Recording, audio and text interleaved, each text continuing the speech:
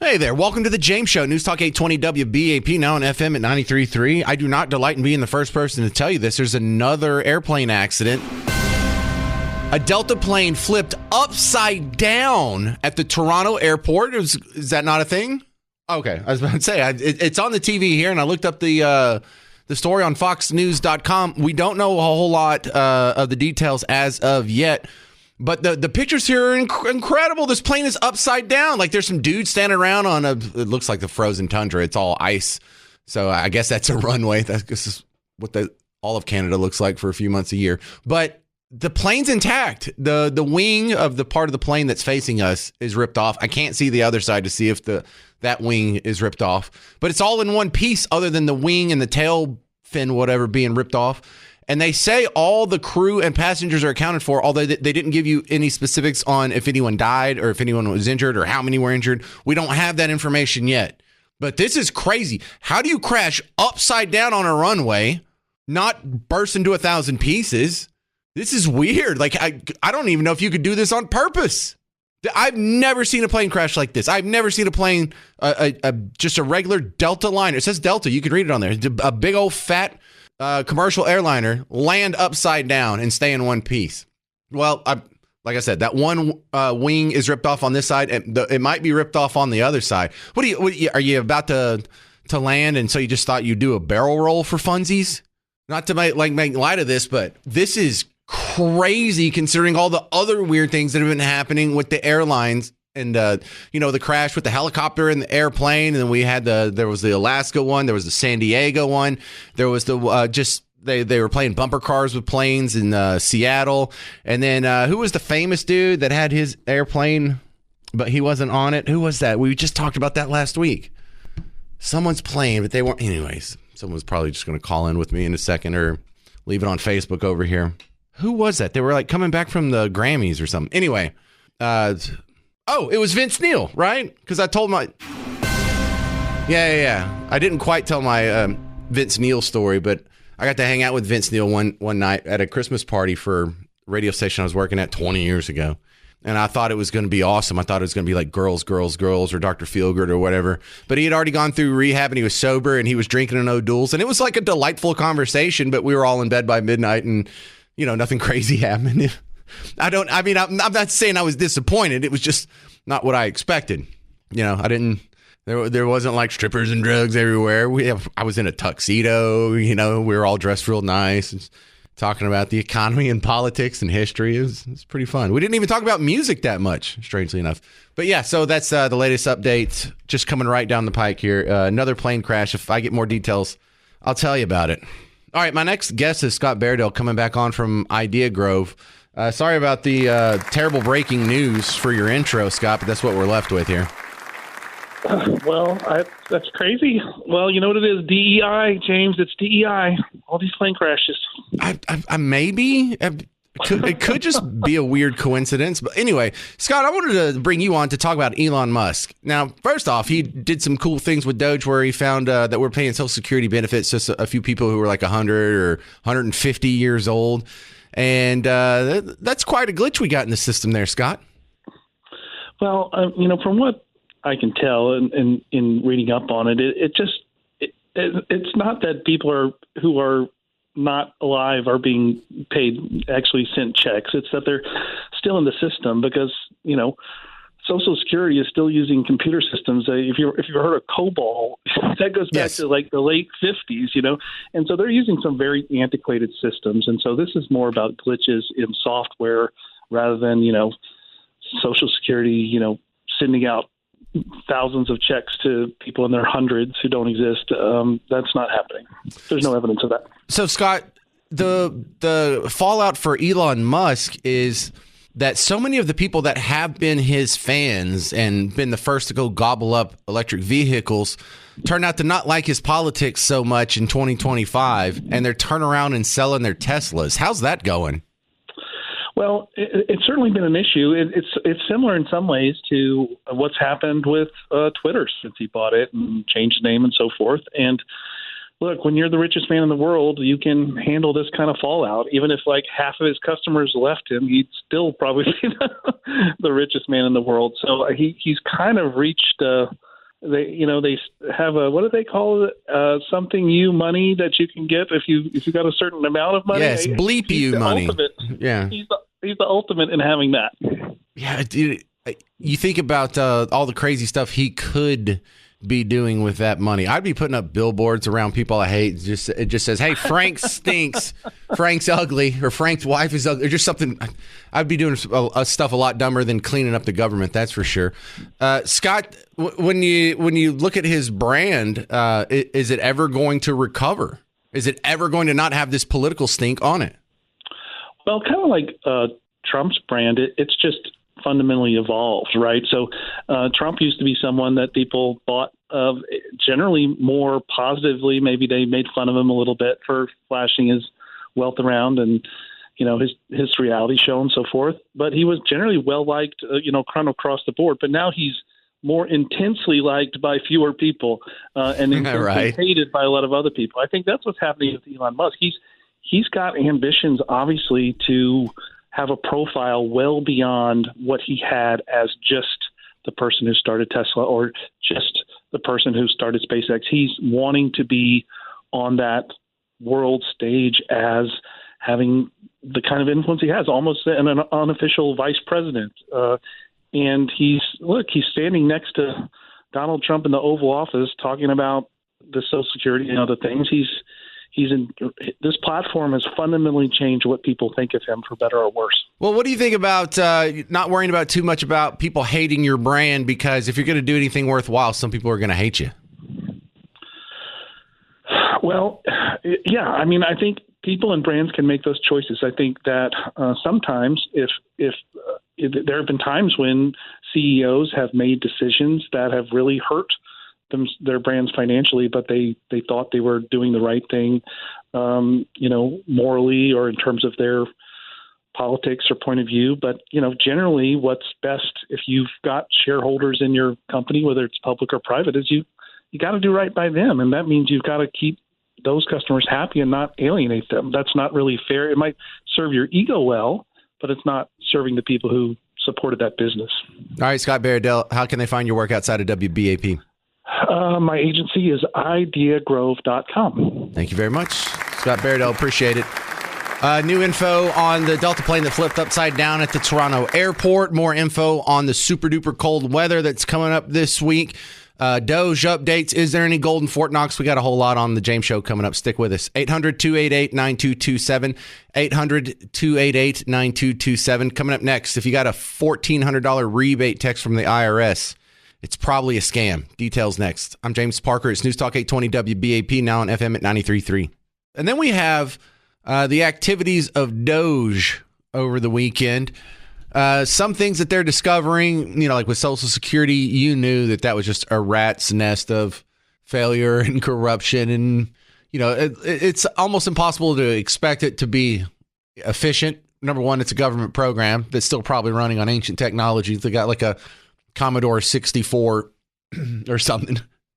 I just love the jokes you can make about old technology. But also it services how many Social Security numbers do we have to give out? 330 million. So it's a pretty big database. Of course, there's going to be some filth in there. Of course, there's going to be some things that have fallen through the cracks, but a lot of things have fallen through the cracks.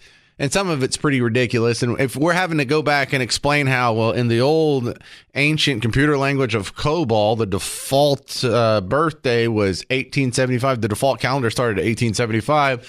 So if you just don't put the birthday in someone's entry there, then it defaults to their birthday is 1875. That's why there's a whole bunch of people who are 150 years old. Okay. But still, you don't have a process by which to filter that out. You didn't have any sort of mechanism. Because, I doubt my parent company has anybody that's 150 years old. I doubt there's any employee that's getting a check from your company right now where your company doesn't know their birthday. Because I don't think that's happening here. I don't think it's happened at pretty much any radio company I've worked at. I bet it did happen at the some of the restaurants I worked at with the back of the house people. But we'll just let that go because now we're going into the immigration. And I don't have a whole time to start another topic. Like there were protests all over the North Texas area over the weekend. I'm not even going to get to that today. I'll probably get to it tomorrow just because so much is going on. The next thing that the DOGE folks have their sights set on is Fort Knox. And historically speaking, Fort Knox is supposed to be our repository that backs up the currency, and there's supposed to be thousands of pounds of gold in there. And when we were on the gold standard, that's what was backing it up. Now that we're not on the gold standard, there's still sort of an echo function that is held by having all these reserves in Fort Knox, but it hasn't been properly audited since I was born. I think 1974 was the last time we had Fort Knox audited in a transparent way. And so I like this idea that was floated. I don't know if he was serious or not, but someone said Elon Musk is going to do a live cam, like when they opened Al Capone's vault. You remember that in the 80s or whenever that was, when Geraldo Rivera, they found Al Capone's vault and they were going to send in like a little camera and do it live on TV, and we didn't find a whole lot. Well, I think they might do that with Fort Knox, because how wild would it be if we go and we open the big vault and we push the door open, and how much gold is in there? Is it 4,850 tons, or is it empty? Because that would be wild. You know, the whole gold market is not as big as you think. You see the comparisons on like how much gold has been mined and is in circulation. They're like, it's only like 4 Olympic-sized swimming pools worth of gold in circulation in the whole world. It's like, well, then how does that work that we have an entire currency that's based on this stuff? And, you know, all kinds of questions pop up. But what if out of that small, limited supply of gold, we just found out the biggest reserves of it actually don't exist? Now, you don't have to be an economist to sort of extrapolate on your own. You're like, well, if there is a complete collapse of supply or known supply or reserves or thought to be reserves that were expected, but demand stays the same, what happens? Well, the price is going to go through the roof. There's going to be all kinds of shocks. It probably crashes our dollar forever, and we have to reissue a new currency like they do in Argentina, like every 20 years just for funsies. So this is kind of a big one, even though if you don't have to understand like how all this works, the Bretton Woods Agreement and Nixon getting us off and Federal Reserve and all that, to know that if we go into Fort Knox and there's not a whole lot of gold there, we're in some heap wampum doo-doo is what's going to happen. So I hope they do that. I hope they do the live camera. I mean, isn't that transparency? Isn't this the transparency we've all just dreamed about our entire lives? Really? You're going to go in there with the live camera so no one can tell a lie, or no one can reframe it, or no one can put their little angle on it or their spin on it? That is absolutely wild. Because I don't know. I don't know if there's a whole lot of gold left in Fort Knox. Man, if that's empty, that's going to be one of the biggest thefts in world history. But another thing that's on the chopping block right now is Elon and the DOGE team are looking at the Consumer Finance Protection Bureau. Just a terrible agency that's done nothing but make your life a pain. And all they've done is escape all kinds of oversight. And this is a bunch of people, they don't get their funding from Congress. They just go dip into the Federal Reserve. Hey, Federal Reserve, your revenues that you get from, you know, handling mortgages and buying paper and whatnot. We're just going to draft from your account to keep our business running. The Federal Reserve is in the red. The Federal Reserve lost money last year. And so did they have any cuts to their funding? No, they just put it all on the Federal Reserve's tab and kept going. So there's no oversight whatsoever from Congress. They can't pull their funding. They can't hire anyone. They can't fire anyone. This is completely unaccountable for the crew that's saying, oh, no one elected Elon Musk. No one elected Big Balls. No one elected all these people to come in here and make these changes. They're unelected. They're unaccounted for. They haven't gone through Senate confirmation. None of the people in the CFPB do either. Like all of them. None of them are elected. Not one of them.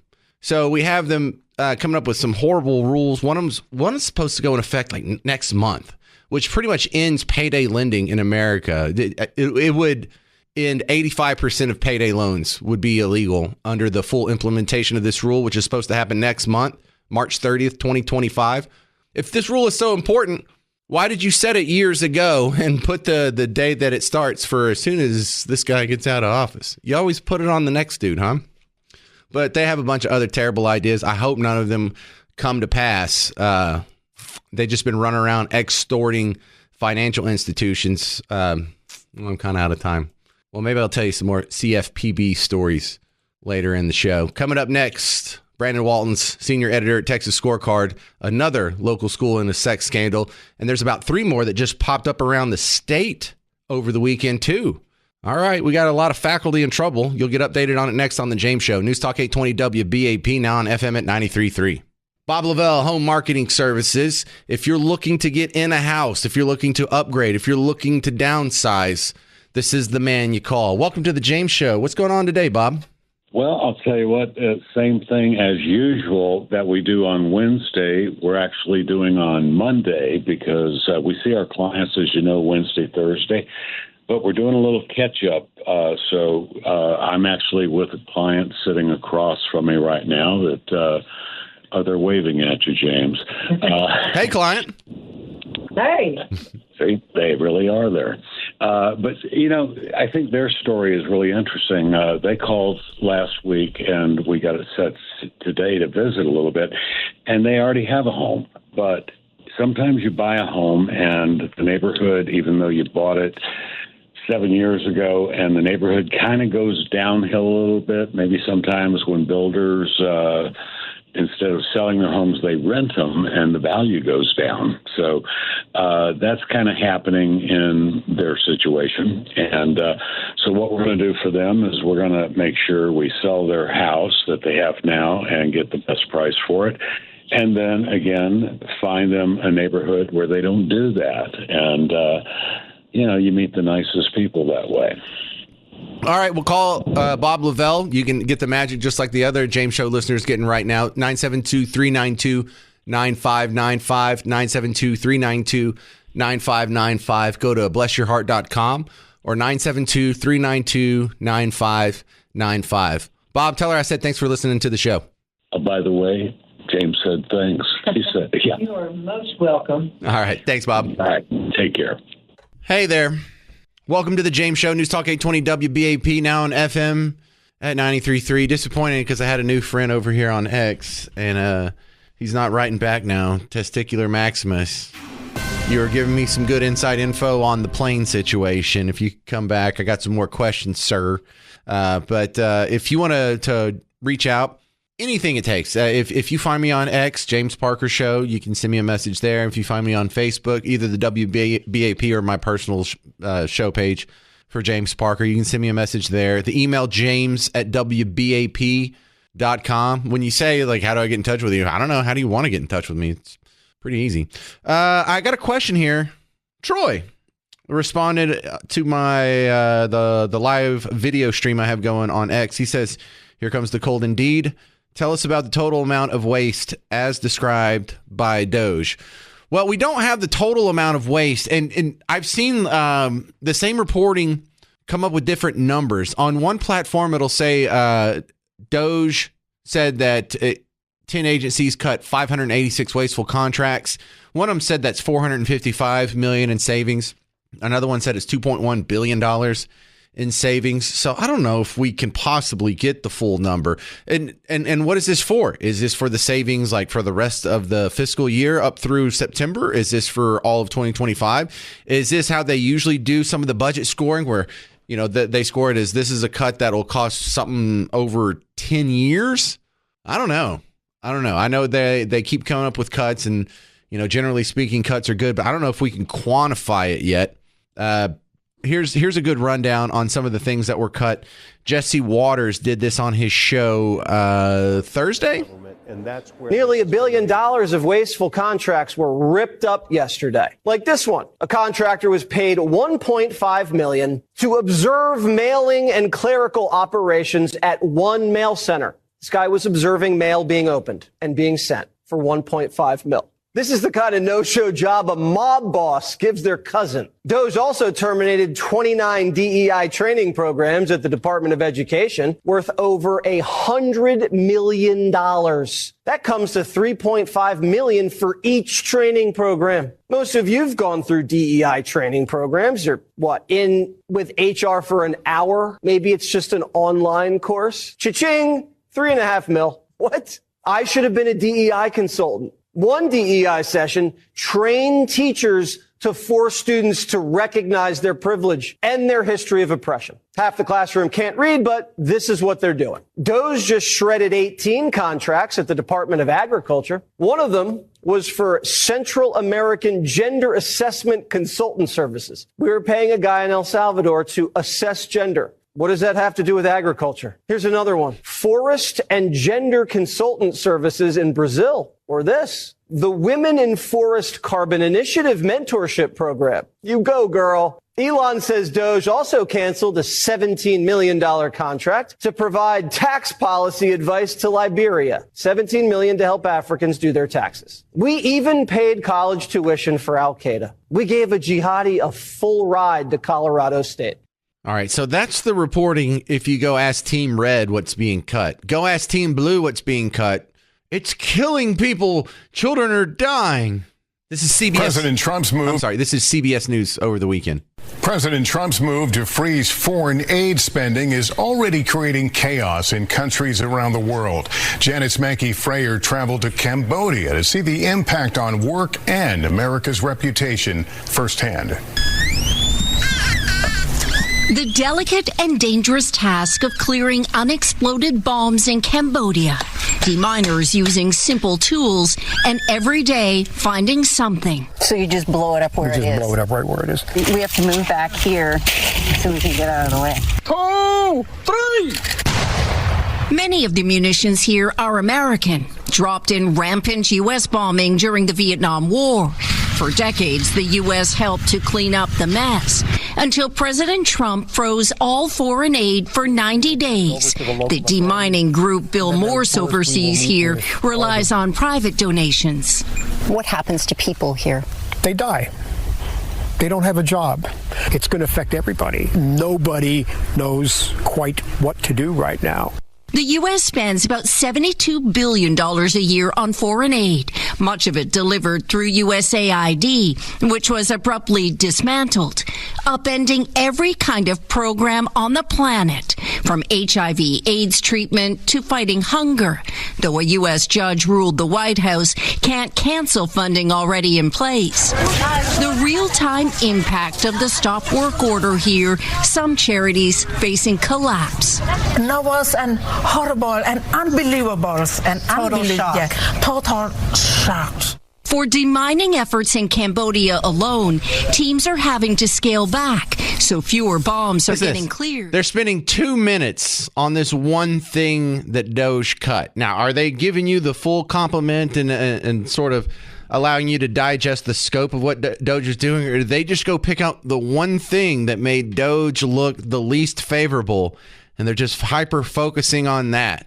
And look, I don't want to act like this is all on one side. You didn't hear Jesse Waters talk about cutting the Cambodian minefield clearing project, just like you didn't hear CBS News talk about $40 million to help Liberians do their taxes in Liberia. So you're not going to get, I would say you're not going to get, trying to assess what's really going on and what the real numbers are here. It's going to be kind of tough because this is so political. People just can't help themselves.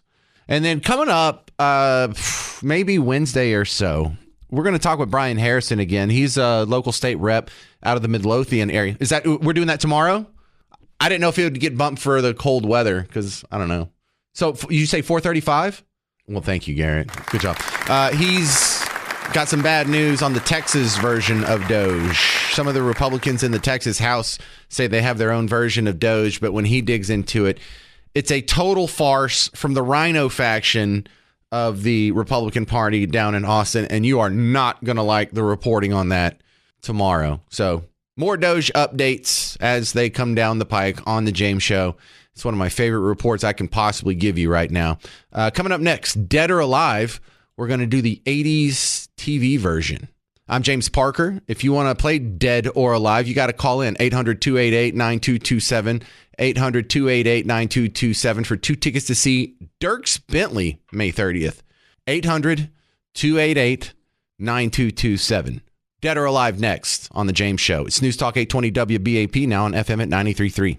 It's a crazy day on The James Show. Welcome. News Talk 820 WBAP, now on FM at 93.3. All right, so we have another Miracle on the Hudson moment that happened right as the James Show started at 2:15. We got through pictures of a Delta airplane upside down. Everyone's going to be okay. There's one critical condition passenger, and that's really the only person that needs some prayers right now. Well, that and the left wing of the plane, it's not going to make it. But it was looking bad at first, so that's cool. We have terrible weather, but it's just going to get really cold. We're not expecting sleet, ice, hail, snow coming out of the sky, but it's going to rain for a little bit tomorrow, and then after that, it's going to get super duper cold for a couple days. That's the next big story. But look, let's keep our eye on the ball here.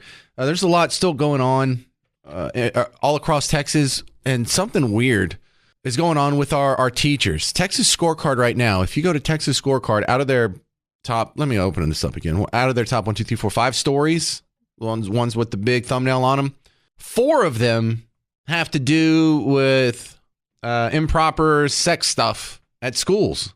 The other one is Round Rock ISD trustee getting illegal payments from the district. But Brandon Walton's, these aren't all new stories. Some of these are continuations of previous stories where a football coach just got 30 years for his relationship with a 15-year-old student.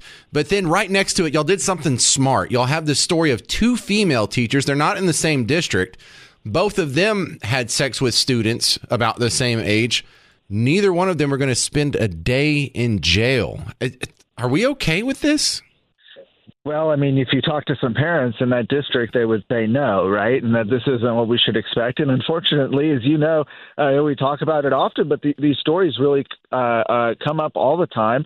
Not a lot of outlets report on them. We feel sort of an obligation to, just because of the stories that we hear from a lot of the parents and families in these districts. But even then, I mean, we can't cover every single one of these events. And probably one of the most egregious that really raised some eyebrows came out last week, where you had Newman Academy, I believe, a charter school in Arlington, where you have 6 staff members currently under investigation for different sexual offenses. I mean, 6. I don't think they're actually even related cases, which makes it even stranger. Yeah, and we've been watching that one because that's in the WBAP listening area for sure. It's just not too far of a drive from where I'm broadcasting. But I like what I'm seeing in that story, because one of the people in trouble is a principal who's in trouble for not reporting it fast enough. So he didn't actually do anything inappropriate with kids, but some of these little safeguards, they got tripped. Exactly. And so, it's good to see that happened. But on the other hand, right, I mean, this just raises all sorts of concerns, especially for people, at a time when, I'm at the Capitol right now in Austin, and they're talking about school choice. School choice is, the big discussion, something that's passed out of the Texas Senate, something that, might actually pass out of the Texas House this time. Certainly the governor's made a priority. And you can't help but think about that priority for school choice when you're talking about what parents are seeing at a lot of their local schools. The other interesting part about the female teacher stories that y'all have put together here on TexasScorecard.com is that in one of them, the teacher actually had the student's baby. It was a high school kid that was having sex with his teacher. She got pregnant, carried it full term, and had a baby. Still not going to jail. So this other guy who had, he was a coach, and he had relations with a female student. Now, he didn't get her pregnant, but he's going away for 30 years. I don't know. Is there something written in the law that comes up with these big disparities, or are we just treating the genders wildly different? Well, I think in this case, it's it's a little bit of judicial and prosecutorial discretion. I think. I think you're correct to note that there's certainly a disparity in how some of these cases are served out depending on the gender of who's involved. Look, at the end of the day, all of this is inappropriate. All of it needs to stop. Right. And that's the bottom line, whether it's male teachers or female teachers or, whoever it is. Yeah. And so we also have some more headlines from Texas Scorecard. You guys, I mean, y'all could just do a whole website on the bad schools if you want. Let's talk about what's going on with the do you know about the DOGE committee in Austin yet? The DOGE committee that's supposedly supposed to be mimicking DC. I'm expecting y'all to do a write-up on that. That seems like it'd be right up your alley. Well, certainly. So as part of the House committees, one of the House committees is sort of a version of DOGE, right? A government efficiency committee. When people have asked me about this, I've said, I would temper my expectations for 2 reasons. One, Texas already has essentially a DOGE committee. It's called the Sunset Committee. Every state agency and department every 10 years, I believe it is, goes under review, and then they make recommendations on how they should, make the department more efficient, or whether they should even continue going. Now, what ends up happening is that regardless of what the Sunset Commission has said about these agencies, 9 times out of 10, they go to the legislature and they get extended and they actually get more money, regardless of what the Sunset Commission told them to do. So that's kind of one thing that leads me to be a little bit skeptical. And the second is, I think the power that we've seen up in Washington, D.C. with Elon Musk's version of DOGE is that it's outsiders, right, looking at these state agencies, rather than, in this case, a House committee made up of Texas House members themselves. Now, we'll see what happens with it. I would certainly be, I know a lot of folks would be certainly interested and open to seeing some changes made and some cuts made to government at all levels, especially here at the state. And we'll just have to see what they end up doing. But those are two things that give me a little pause going forward. Well, Brandon Waltons, I'm a big fan of your website. Keep up the good work. Thank you. All right, TexasScorecard.com. I also signed up for the Texas Minute, their daily newsletter. It's a big player in show prep on the James Show. I encourage you to check it out. It's that hard to get state level news. We get a lot of local news. We get a lot of national news. State level news, you gotta go seek that stuff out just a little bit more. Coming up next, an interesting free speech debate was had on 60 Minutes over the weekend. I'll get your thoughts on the controversial audio next. 800-288-9227. I'm James Parker. It's News Talk 820 WBAP, now on FM at 93.3.